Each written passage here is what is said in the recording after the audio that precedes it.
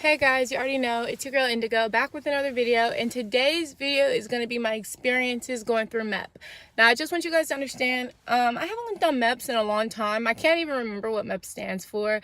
I was in Meps back in 2011 and it's 2019 now, so I feel like the information I give you may not be true anymore or valid, and it's kind of fuzzy in my head because it's been so long. It's been 8 years.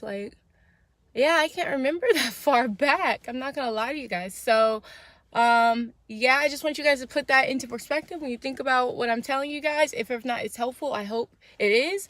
So, your MEPS experience will be based off of your reasoning for joining, your GT score, how good your recruiter is, and your location.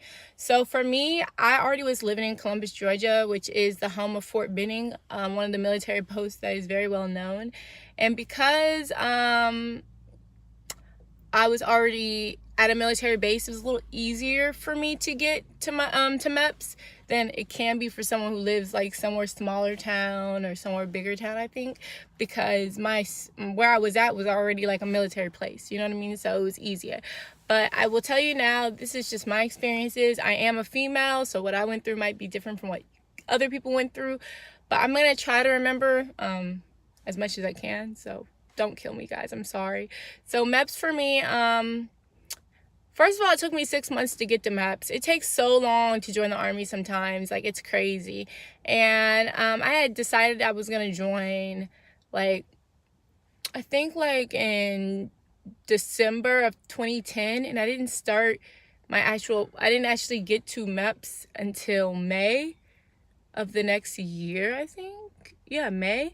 So yeah, I just want to go ahead and tell you guys, it takes a while to get to MEPS because you got to go through the recruiting part first. The recruiting people have to do all their paperwork, their packets, then they got to give you a date, and then yeah. So the way it works for me was because I was in Columbus, Georgia, my MEPS center was in Atlanta. So what they did was I think in the afternoon I had to take they took me on a bus to my to a hotel in Atlanta, and from that hotel I had to bring a little money with me so I could eat for the night. And then the next morning at 6 sharp, we were at the MEP place. So at the MEPS place, you wear very comfortable clothes. You try to wear something that you wear, like, not lounge wear per se, but like gym wear. Like, you don't want to wear anything too tight. You don't want to wear anything too nice because you're going to be sitting around a lot, waiting around a lot. It's a very boring and long process. So first of all, like I said, I'm fuzzy, but I remember doing a lot of different like physicals.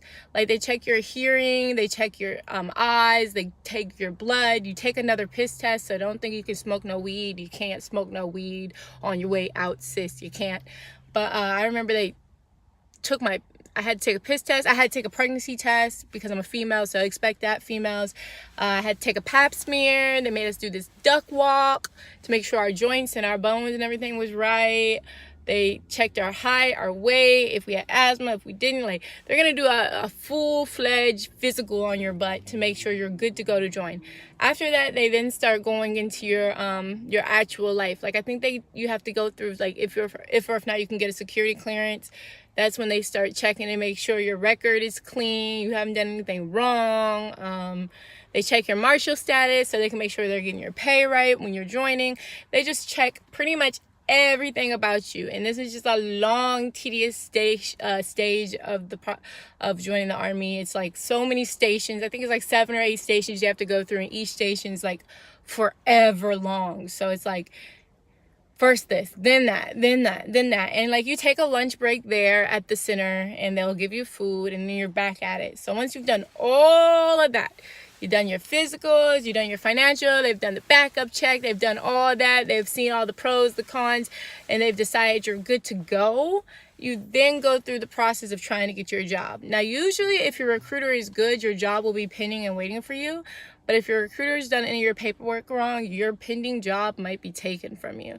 That's what happened to me. I was supposed to be a radiologist, but when I got there, some situation happened where my tattoo on my neck was not documented, and because of that, they took my pending job away. And by the time they actually were able to put me back in the system for a job, the job was taken, and all that was left was a lot of support MOSs, which is what I am at 92 Alpha. Now, I could have waited, but I had already waited like 6 months, and I just didn't want to wait anymore. I was ready to join, so I just said, bump it, I'll take whatever.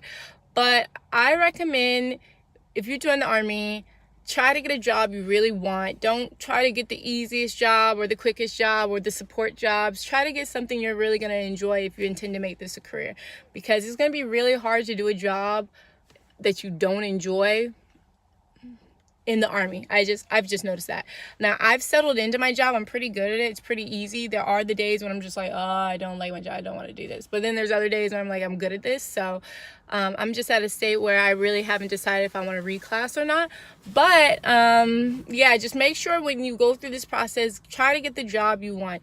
And you have to also understand that these people want you to join. Like, they already spent so much money to get you where you're at, and they've already put so much work and effort into seeing if you're good enough. So once you've got the check that you're in, bro, sis, like, everything's in your hands. So kind of like, I wouldn't say play the game, but play the game. It's kind of like that game.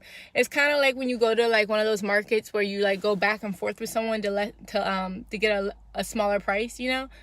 You know what I'm talking about? When you're auctioning or bidding the prices or whatever. It's kind of like that. So when you have your job, if you have a job you want, you can kind of like go back and forth with them about it. Like, oh, I really want this job. And they're going to tell you, no, they don't have the job. Try to ask again. You know, you have to know how to be good with words and talking to people, because I was told by somebody who had the job they wanted that they hustled for their job. Like, when they were there, they were like, well, I'll go back home if you guys don't have my job. And those people were like, oh, no, we don't want you to do that. We'll give you a job. So I don't know. Maybe that will work. Just make sure you already have an idea of a job and a secondary job too that you might, like, I would come there with 3 or 4 MOSs that you already decided you want. So just in case they don't have one, you still have other options of other jobs you're okay with. So research that. You can easily look up MOSs on the army.com site where it shows you different MOSs. Just make sure you try to pick a job that's suitable for you.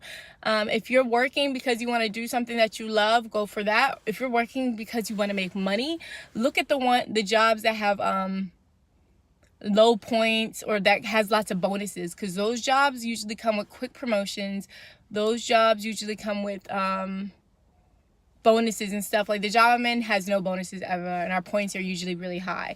But I see other people will have jobs where they get bonuses left and right, and they get like all these great easy promotions. So if I were you, I'd look into that. If you're going in for money, look into that before you look into just joining the Army just because that's what I ended up doing, which was really stupid on my part.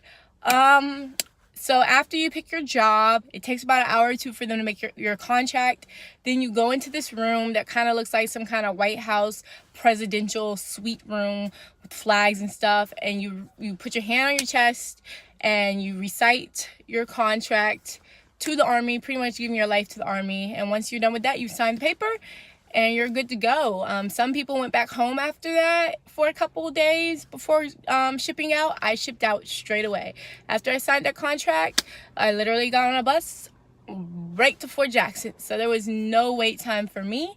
Some people, they get wait time afterwards. Some people, you know, they're still in high school when they do it, so they already have their position before they get out of school. So as soon as they get out, they go right into the Army then. You know, it's different people do different things, but for me, I shipped right out after I did my contract. So I don't know if things have changed with Meps. Maybe things are different now. That's just the things I remember. Like I said, I'm really fuzzy, but I hope this helped you guys. I hope you guys enjoyed this video. I'm thinking about cutting these videos a little shorter and doing like Military Monday videos every other week, only because I don't have enough subjects and I don't want to make content that doesn't make sense or isn't helping anybody. So if you guys do enjoy these videos, and if you guys have questions, please comment below. I will answer your questions. I have no problem answering questions. So yeah, thanks for watching, guys. Love you guys. Peace and hair grease.